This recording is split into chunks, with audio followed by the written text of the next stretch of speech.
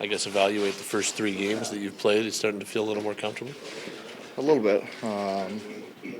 It's obviously a whirlwind coming in, hopping right into a 3 and 4 with a back-to-back on the road. But guys have tried to make it easy on me. The coaching staff's definitely helped a lot in communicating with me. So just doing what I can to help the team win, like I said when I first got here. This team's obviously in sort of must-win desperation mode. How easy is it to lock in sort of to that emotional wavelength, I guess? I mean, I think the last road trip kind of showed it.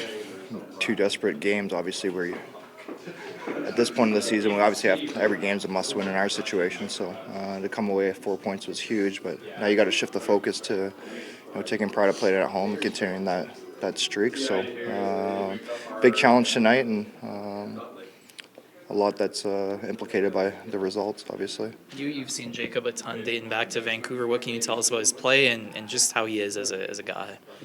I think you saw it the road trip as well. Like, he was really, really good for us. So I think at this time of the year, most team systems are kind of set in place, and your personnel usually, for the most part, set in place other than a few changes. So a lot of times the difference comes down to goaltending. When you can get goaltending like Markey played the last 2 games, just gives your team a good chance to win every night. So we have a lot of confidence in them.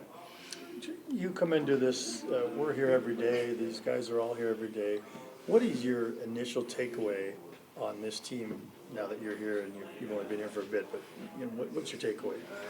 It's a motivated group. At the same time, it's a pretty experienced group. There's a lot of guys that played a lot of games in this league on this team, so there's not too many young guys. So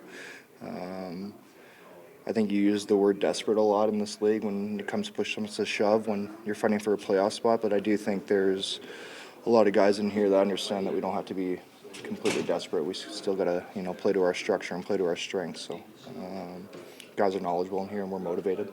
Sure, everybody knows the bad blood that happened with you and Trevor, and I'm sure that's probably something that is top of mind, or is it something that you put behind you?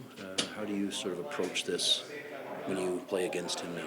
I play for the Calgary Flames now, and we're trying to push for a playoff spot. So, that was, in my opinion, it got obviously blown out of proportion through the media, and not to point fingers at guys, but it's just the day and age we live in now, where everything's under a microscope. So I've moved on, and I'm sure he has too. And like I continue to say, I'm here to help the Flames try to win and try to find a playoff spot. So I got to put my kind of individual beliefs to the side and try to help this team as quickly as I can.